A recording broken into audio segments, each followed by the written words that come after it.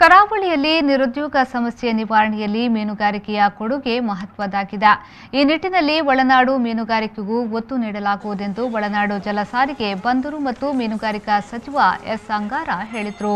ಕೇಂದ್ರ ಸರ್ಕಾರದ ರಾಷ್ಟ್ರೀಯ ಕೃಷಿ ವಿಕಾಸ ಯೋಜನೆಯಡಿ ಸಂಚಾರಿ ಶೀತಲೀಕರಣ ವಾಹನಗಳಿಗೆ ನಗರದ ಹೊಯ್ಗೆ ಬಜಾರ್ನಲ್ಲಿರುವ ಕರ್ನಾಟಕ ಮೀನುಗಾರಿಕಾ ಅಭಿವೃದ್ಧಿ ನಿಗಮ ನಿಯಮಿತದ ಕೇಂದ್ರ ಕಚೇರಿಯ ಆವರಣದಲ್ಲಿಂದು ಚಾಲನೆ ನೀಡಿ ಮಾತನಾಡಿದರು.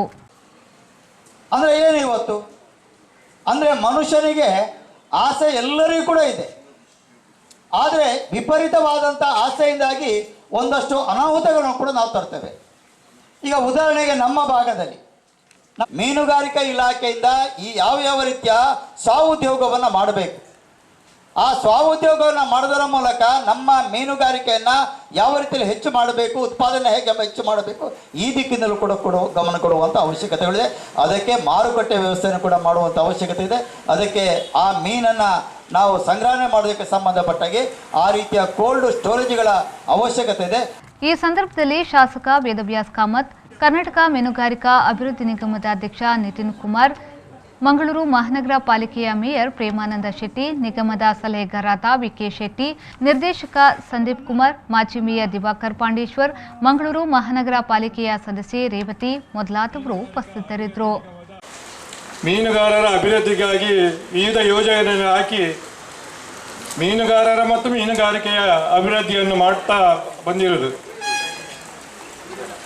ಪ್ರಸಕ್ತ ನಾವು ಕರ್ನಾಟಕ ರಾಜ್ಯದ ವಿವಿಧ ಕಡೆ ಸಮುದ್ರ ಮೀನನ್ನು ಹೆಚ್ಚು ಪರಿಚಯಿಸುವ ದೃಷ್ಟಿಯಲ್ಲಿ ನಾವು ಮೀನಿನ ಸ್ಟಾಲನ್ನು ನಾವು ಪ್ರಾರಂಭ ಮಾಡಿದ್ದೇವೆ. ಪ್ರಾರಂಭದಲ್ಲಿ ಮಂಗಳೂರಲ್ಲಿ, ತದನಂತರ ಬೆಂಗಳೂರಲ್ಲಿ ಮತ್ತು ರಾಜ್ಯದ ವಿವಿಧ ಜಿಲ್ಲೆಯಲ್ಲಿ ಕೂಡ ನಾವು ಪ್ರಾರಂಭ ಮಾಡಿದ್ದೇವೆ. ಪ್ರಸಕ್ತ ಒಟ್ಟು 50 ಮೀನುಗಾರಿಕಾ ಸ್ಟಾಲನ್ನು ನಾವು ಇಲ್ಲಿ ನಡೆಸ್ತಾ ಇದ್ದೇವೆ. ಅದಕ್ಕೆ ಸಮುದ್ರದ ಮೀನನ್ನು, ತಾಜಾ ಮೀನನ್ನು ಮತ್ತು ಒಳ್ಳೆ ಕ್ವಾಲಿಟಿಯ ಮೀನನ್ನು ಆ ಎಲ್ಲ ಸ್ಟಾಲ್ಗಳಿಗೆ ಪರಿಚಯಿಸುವ ದೃಷ್ಟಿ ಮತ್ತು ಹೆಚ್ಚು ಜನರು ಈ ಸಮುದ್ರ ಮೀನನ್ನು ತಿನ್ನುವ ದೃಷ್ಟಿಯಲ್ಲಿ ಅದಕ್ಕೆ ಬೇಕಾದ ಕೋಲ್ಡ್ ಸರಪಳಿ ಯೋಜನೆಯನ್ನು ನಾವು ಇವತ್ತು ಪ್ರಾರಂಭ ಮಾಡ್ತಾ ಇದ್ದೇವೆ. ನಾವು ಮೀನುಗಾರಿಕಾ ವಿಚಾರದಲ್ಲಿ ಇಡೀ ರಾಜ್ಯದಲ್ಲಿ ಕರಾವಳಿ ಭಾಗದ ಬಹಳ ದೊಡ್ಡ ಕೊಡುಗೆ, ಬಹಳ ದೊಡ್ಡ ರೀತಿಯಲ್ಲಿ ಸಹಕಾರವನ್ನು ಕೊಡುವಂಥದ್ದು ಕರಾವಳಿಯ ಕೊಡುಗೆಯನ್ನು ನಾವು ಮೆಚ್ಚಿಕೊಳ್ಳಲೇಬೇಕು.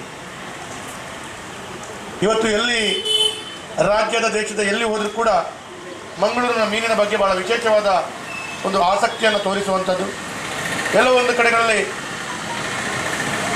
ಮಂಗಳೂರಿನ ಮೀನಿಗೆ ಹೆಚ್ಚಿನ ಬೇಡಿಕೆಯನ್ನು ಇಡುವಂಥದ್ದು, ಇದನ್ನೆಲ್ಲ ಗಮನಿಸಿಕೊಂಡು ಇವತ್ತು KFDC 8 ಹೊಸ ನೂತನವಾದ ವಾಹನಗಳನ್ನು ತಯಾರು ಮಾಡಿ ಅದರ ಮುಖಾಂತರ ಬೆಂಗಳೂರು ಇರ್ಬೋದು, ಕೋಲಾರ ಇರ್ಬೋದು, ತುಮಕೂರು ಇರ್ಬೋದು, ಈ ಭಾಗಗಳಿಗೆ ಕೂಡ ಮೀನನ್ನು ಸರಬರಾಜು ಮಾಡುವ ಮುಖಾಂತರ ಅದರಲ್ಲಿ ಕೂಡ ಅದರ ಗುಣಮಟ್ಟವನ್ನು ಯಾವುದೇ ರೀತಿಯಲ್ಲಿ ತೊಂದರೆ ಆಗದ ರೀತಿಯಲ್ಲಿ, ಹಾಳಾಗದ ರೀತಿಯಲ್ಲಿ ಅದನ್ನು ವ್ಯವಸ್ಥಿತವಾಗಿ ಜೋಡಿಸ್ಕೊಂಡು ಅದನ್ನು ಕೆಲಸ ಕಾರ್ಯಗಳನ್ನು ಪ್ರಾರಂಭಿಸಿದ್ದೀರಿ.